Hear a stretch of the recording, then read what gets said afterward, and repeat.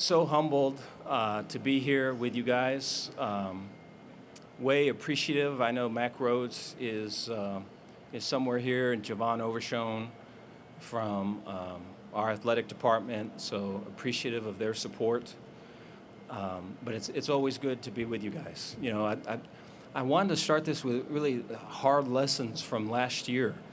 I have to imagine for those of you so inclined, you know, what happened last year. And, you know, it's one of the beautiful things about our sport is that the personal comes out in the professional.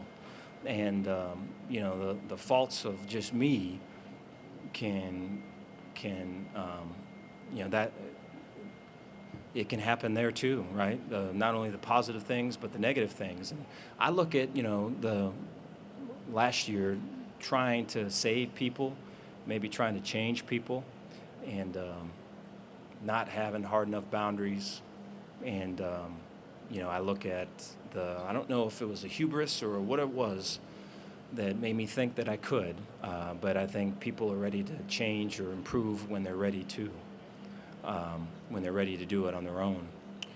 So I think that was a big factor last year. And I think the other was, you know, not using the transfer portal and not embracing it. I think, you know, one of the struggles for me has always been if you say yes to something, a player outside of your team that's in the portal, you're saying no to a player on your team, you know, that maybe is struggling from an injury, that's maybe trying to get, you know, his schoolwork in order, that's maybe trying to fine-hone the techniques of this new position that he's playing, or maybe he's trying to gain weight or any of those things. I think that when you bring somebody in, you almost really kind of stunt the growth of that person.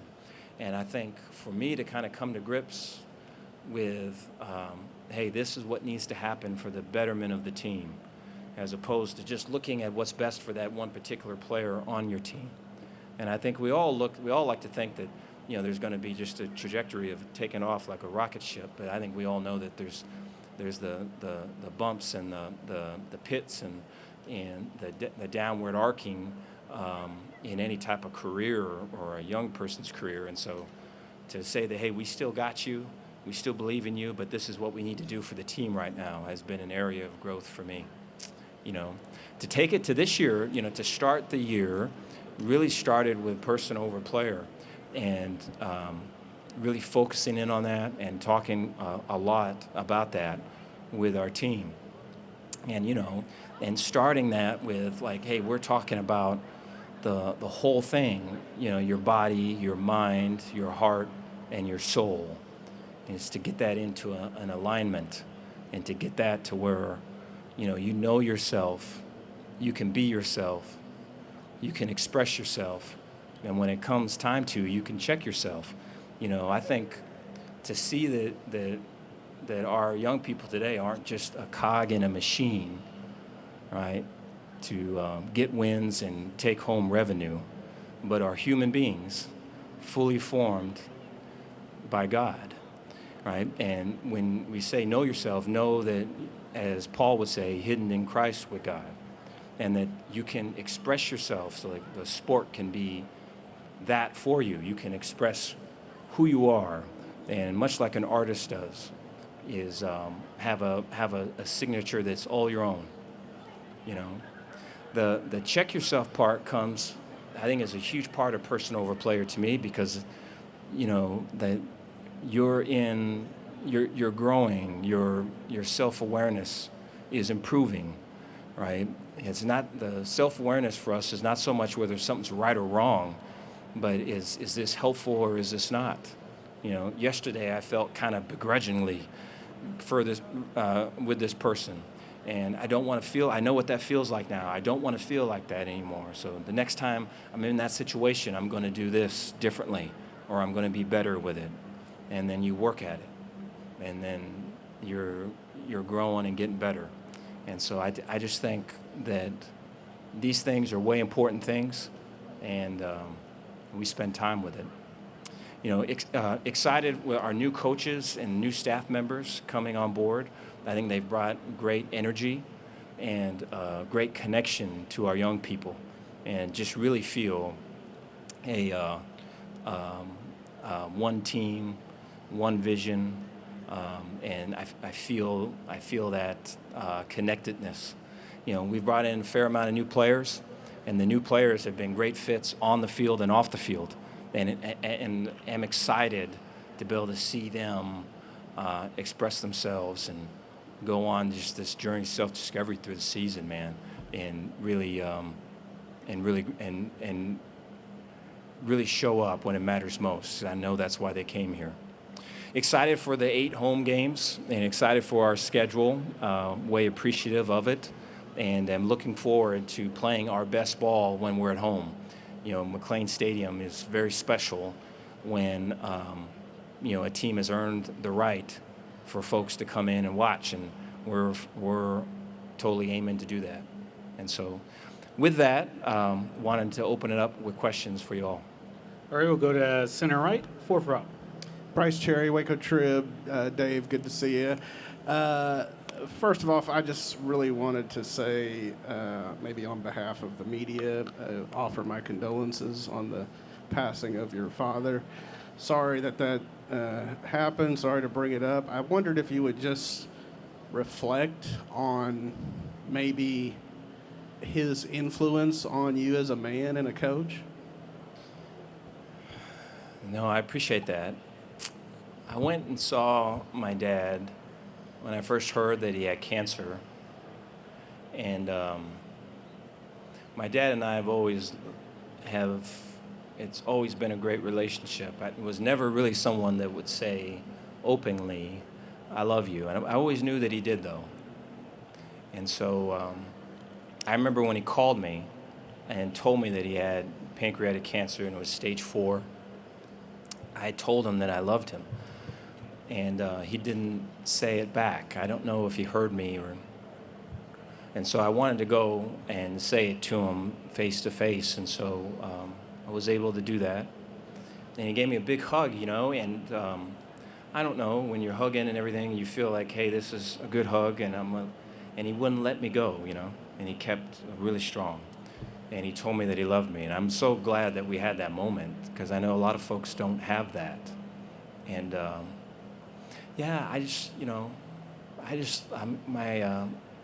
we're going to have a celebration of his life coming up on this Sunday, and there's going to be just so many people that are going to be there that my dad touched, and family members that didn't know they were a part of the family, relatives that needed help and my dad was there for, and just all these things, and just way proud, to be his son.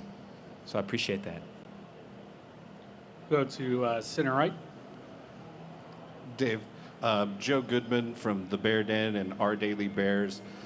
In the 3 seasons that you've been a head coach, you've had wildly different circumstances and results, different coaching staffs. What would you say is the biggest thing that you've learned about yourself compared to year 1 now going into year 4? Appreciate that question. There's a lot that I've learned. I think the best way I can answer your question is that every piece of you, every part of you, has to know why you're doing this. Like, what's the reason behind this? What's the? I think we all can see what the short-term goals are, but what's really the long-term goal? What's the legacy you want to leave? What's the reason? Why are you doing this? I think if those things aren't worked out, then your heart can be a mercenary heart, like C.S. Lewis has talked about, and you just go to the highest bidder and whatever it takes, And so I think to really know, like, who you are, and that takes a lot of work because there's plenty of hiding spots, and so to really know who you are and to be able to express you, is way cool, man. We're trying to get a lot of our team to do that, and I think it's, of all the things that we're doing, I'm most excited about that. And so I appreciate the question. We'll stay center right in the back. Dave, Parker Ream, Fox 44, right over here in the center. Okay. Back here. Yep. you mentioned the growth kind of as an individual, but not only as an individual with the team this year, especially with the new coaches and stuff like that. You come into this season a little bit different expectations than last year. How do you approach that with the new culture you guys are kind of trying to establish, getting back to that mountaintop? Appreciate the question. I think, I look at like today as a great example for that. Our guys are lifting today. Now that we've got 5 guys that are here with us today that aren't lifting. And so I think of the guys that are lifting today, and what it needs to be is like, hey, here's a day for us to get better. Hey, this was Monday. This is the last time we lifted. This is what it was. We're going to get better today. All right, it doesn't matter who's not here or who is here. We're going to attack this, and we're not looking for, hey, the last week of July is going to be we got a couple days there to kind of relax before the season. We're not looking at that. We're looking at like today, the 8 o'clock workout, the 10 o'clock workout. And I think like those things, for an individual player to look at that as, there can be a level of mastery, man, that I can have, and it takes me being fully present. Those are the things that are going to carry over to the season when there's adversity, when the game didn't start the way we wanted, when the halftime score isn't what we want. I think those things don't come on a wish and a prayer in those moments. I think those things are developed and those things are grown. And I'm proud of our group for working on those things. And so I think for us to continue to try to win the day will help us when those storms come. We'll go to far left in the middle. Joe Cook with Inside Texas. Baylor and Texas have been in the same conference for over a century. Baylor's the only school who've been in both the Southwest Conference and the Big 12 who gets to host Texas this year. You talked about how important winning at McLean is. Do you expect to have a different environment when the Longhorns may make their last trip ever to Waco? Appreciate the question. Have a great respect for Texas football, for their history, and for Coach Sark and what he's building and how he's recruiting and their style of play. They're right on the forefront offensively and defensively of being creative and innovative. And a lot of their players I know about and am expecting a battle. And, a lot of it is we need to bring that battle to them. And so, I think anything less with Baylor, Texas, is not enough. And so, and anticipating a great game there and appreciative of the opportunity. We'll go to the far right, back row. Hi, Dave. Alex Walker with Channel 9 in Orlando. You touched on your schedule. I want to get your thoughts on UCF joining the conference and your road trip to Central Florida in September. I know you had a little experience with UCF when you were at LSU and that Fiesta Bowl. No, appreciate the question. Yeah, a lot of respect for UCF and just the talent on the team, the way that they play. Defensively, I know there's a fire and a great temperament, and then offensively there's explosiveness and everything there. I've got so much respect for Coach Malzahn. Just the person that he is, and the thinker in football that he is, and so have gone up against him a bunch and know how formidable he is, and he just makes for us just a tough league even tougher and better. And so I think for us to go there and for it to be, I want to say it's their first Big 12 game. I just think it's going to be a tough environment. It's going to take everything with us, and we're aiming to bring everything. We'll go to center, third row. Sean J. Rogers, CBS Sports. How you doing, Coach? Good.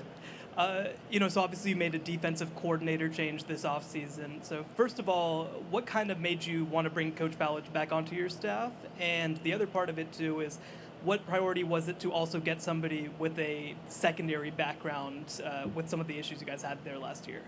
No, appreciate that. Yeah, Coach Ballage is a coach that players can relate to, is a coach that can be real in the in-between moments. You know, I think so much can be learned when, if you're watching an interaction between a coach and players, it's not so much during the time a coach is talking to the players. It would be the coach talking to a player and the coach walks off. And if you keep your vision on those players, like what is their reaction, right? Is it kind of a shoulder thing, or is it kind of a rolling of the eyes, or is it a joke afterwards, or what is it, And so I just think, there's just so many. I think today's a great example of just all the pub and everything. There's all these opportunities for people to put on whatever kind of face they want to put on, and whatever role, if they chose to, play whatever role, to play. But to find people that are real and authentic and, comfortable with who they are, don't have to be anybody else. I mean, I know players see that. I know it. And I know that they connect with that. And I think Powledge has that, and so impressed by him. And then, the football stuff, I think, is way strong. I mean, he's coming from, the Utah State, Wisconsin, LSU, the Alabama, the Georgia, the Oregon. There's two really good schools of thought. It's a lot of similarities, some differences, and so way cool kind of menu to kind of choose from. And so I just think that, he's a special one. As far as the secondary goes, I think the ability to get someone that can really kind of, see the whole field, see it from the back to the front, relate to all of our people, were way strong requirements for it. And, he hits it out the park on all those. Yeah, thank you. We'll have time for one final question. We'll go to the far left, middle. Hi, Coach. John Hey. Sartori from NBC6 in Shreveport. I was just wondering what steps you see Blake Chapin making this season and how important his success is for the success of your team in 2023. No, I appreciate that. Very proud of Blake. I feel like I've felt some of the same things. I have to imagine a lot of you guys have you step into an opportunity and it's clicking and you're rolling, and it's not a thought of, man, it's this easy, but it's like, hey, this is pretty good. And then to go upon hard times and to see maybe that there's blind spots the whole time that you didn't even know, and then to address those things and to come out stronger because of it. That's such a cool story. And to come out of it with like a pure heart, not like, I'm going to prove to you or I'm going to show you or, this to you or whatever. To not chase approval, but to really work for improvement. Just way cool. And so big fan of his. The team sees that. The guys see that. And they want to work hard for him. And, his growth off the field as a leader and just in terms of just doing all the things has been really good to see.